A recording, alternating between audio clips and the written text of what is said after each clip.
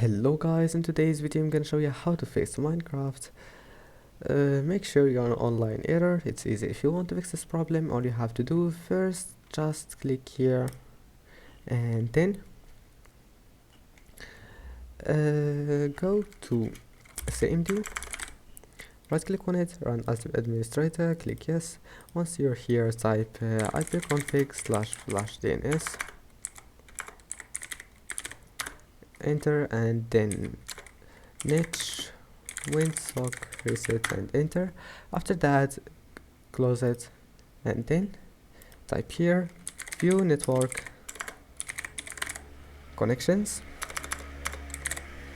click on it, select your connection. If you are using the internet cable, you will find it here, properties.